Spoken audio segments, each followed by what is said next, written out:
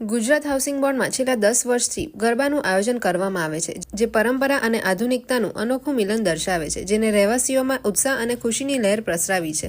આ કાર્યક્રમ માત્ર એક ધાર્મિક વિધિ નહોતો, પરંતુ સમુદાયના વિકાસ અને એકતાનું પ્રતીક પણ હતું. ભૂમિપૂજનના આ શુભ પ્રસંગે વોર્ડ નંબર 9ના કોર્પોરેટર શ્રીરંગ આયરે, પૂર્વ કોર્પોરેટર રાજેશભાઈ આયરે તેમજ આયોજક ગોપાલ સોરઠિયા અને અન્ય સભ્યો ઉપસ્થિત.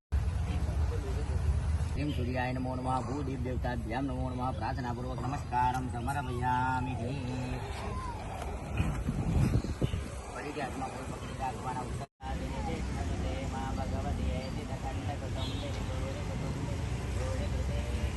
પૂરા વિસ્તારમાં થઈ રહ્યું છે, શું કહેશો? જેવી રીતે વાત કરું કે આજના દિવસે જ્યારે ભૂમિપૂજન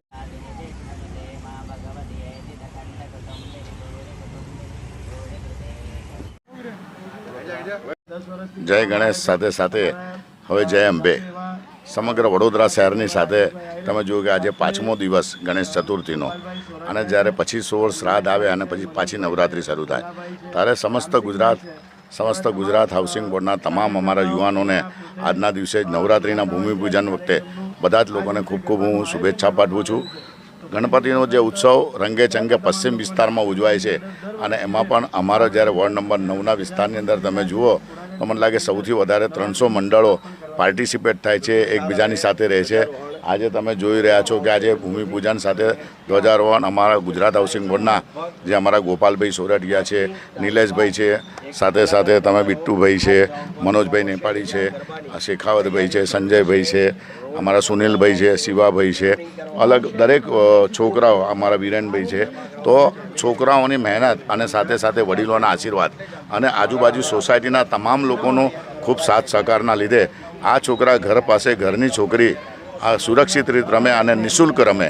વર્ષોથી આ આયોજન અમારા ગોપાલભાઈ, નિલેશભાઈ અને સમગ્ર એમની જ્યારે ટીમ કરતી હોય, અને આવું જ્યાં મધ્યમ વર્ગ હોય, જ્યાં લોકો ખૂબ જ મિડલ ક્લાસના લોકો હોય, એવા આવું ભવ્ય આયોજન રોજ એ લોકોને નાસ્તા પાણી સાથે સાથે રોજ ઇનામ કરાવવાના અને નિઃશુલ્ક કરાવવાના, અને એ જ માતાજીનો જ આશીર્વાદ હોય. માતાજીની મૂર્તિ વડોદરા શહેરમાં આવો એક વિસ્તાર છે કે એકી સાથે 9 મૂર્તિઓ એકી સાથે આગમન થતું હોય, એકી સાથે વિસર્જન થતું હોય.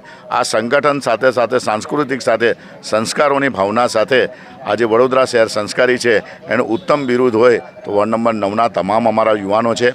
ફરી એકવાર આજના સમસ્ત ગુજરાત હાઉસિંગ બોર્ડના જે અમારું શરૂઆત તમે કરો તો અમારું સ્વાતંત્ર્ય સેનાની હશે, તમારો જગન્નાથપુરી હશે, વૈકુંઠ હશે, અમૃતનગર હશે, તમે વ્રજભૂમિ હશે, લક્ષ્મીનગર હશે, અક્ષર એપાર્ટમેન્ટ હશે, આજુબાજુના નારાયણનગર હશે, શ્રીજી હશે, બધા જ વિસ્તારના સિદ્ધિ સોસાયટી હશે, બધી જ સોસાયટી પાવનધામ સોસાયટી છે. તો આજના દિવસે ગણેશ ચતુર્થીના 5મા દિવસ નિમિત્તે ગણેશજીના વિસર્જન સુધી 11મો દિવસ ને 16 શ્રાદ્ધ પછી ફરી એકવાર નવરાત્રિના 9 દિવસ ભગવાનને કહીએ કે વિઘ્ન, કોઈ પણ જાતનું વિઘ્ન, એ વરસાદનું વિઘ્ન હોય, કોઈ બીજી કોઈ પણ વિઘ્ન વગર અમારા જે યુવાનો ખૂબ મહેનત સાથે આ ગરબાઓ જ્યારે આજે યુવાનોએ 11 દિવસ ગણપતિના કર્યા હતા, એ જ રીતના અમારી દીકરીઓ પણ અને અમારા દીકરાઓ પણ જોરશોરથી ઉજવે. એ જ માતાજીના આશીર્વાદે જે પણ લોકો સ્પોન્સર હોય, જ્યાં પણ તમારે ત્યાં નવરાત્રિ ઉજવાતી હોય, કોઈ પણ લોકો ઉજવતા હોય, દરેકની સાથે રહેજો. કારણ કે ઘરની દીકરી ઘરની પાસે રમે. મોટા ગરબાઓમાં સૌ કોઈ લોકો સ્પોન્સરશીપ હોય છે, પણ નાના ગરબાઓની અંદર તમે એમને સાથ સહકાર આપજો. કારણ કે ગણપતિમાં પણ આ જ રીતનું હોય છે કે મોટા ગણપતિની લોકોની સાથે રહે, પણ નાના ગણપતિને પણ આપણે સાચવજો. ભગવાન આપણા બધાના છે. જ્યારે આપણા યુવાનો આવા ઉત્સવ ઉજવતા હોય તે જે પણ ઉત્સવ ઉજવે એની સાથે એમનો આશીર્વાદ આપજો. ફરી એકવાર જય ગણેશ સાથે જય અંબે. દરેકને શુભેચ્છા. ગણપતિ ચતુર્થી સાથે સાથે નવરાત્રિની પણ શુભેચ્છા. આજરોજ જ્યારે ગણેશ ચતુર્થીના 5મો દિવસ છે, અને ગણેશ ચતુર્થી પર્વ નિમિત્તે તમામ જે ગણેશ મંડળો છે વડોદરા શહેરના તમામ નગરજનોને આજના દિવસે ખૂબ ખૂબ શુભેચ્છા પાઠવું છું.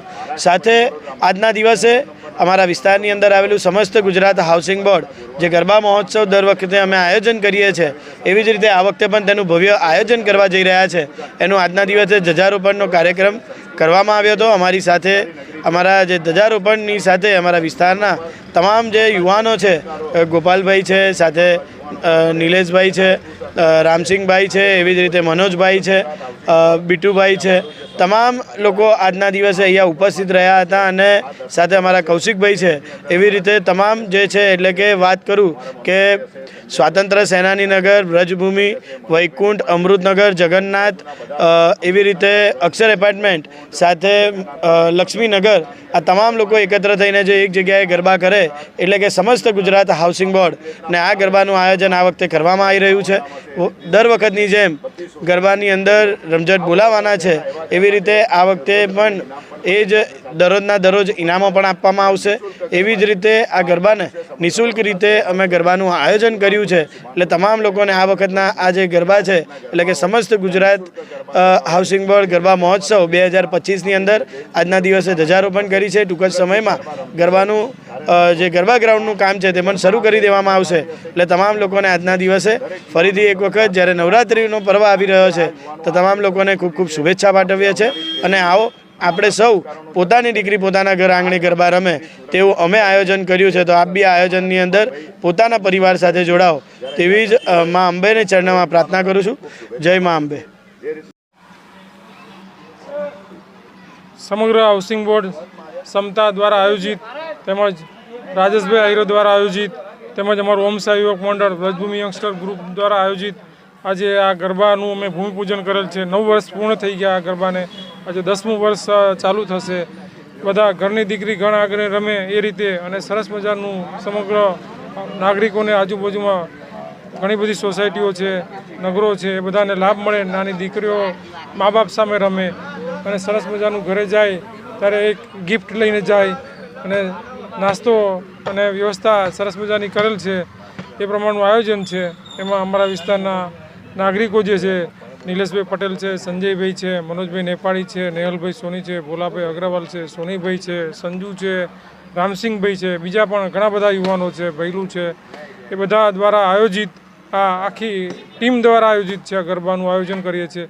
આ એક અવાવરું જગ્યા હતી. એક સરસ મજાનું રાજેશભાઈ આહિરેના વિચારથી એક સરસ મજાનું ગ્રાઉન્ડ તૈયાર કરીને 9 વર્ષ પૂર્ણ કરી આજે 10 વર્ષ આ ગરબાના પૂર્ણ થશે. એ બદલ અમારા વિસ્તારના કોર્પોરેટર શ્રીરંગભાઈ આહિરેનો પણ એમનો પૂર્ણ સહકાર હોય છે, એમના દ્વારા આયોજિત હોય છે. એમનો પણ ખૂબ ખૂબ આભાર માનીએ છીએ. જય અંબે.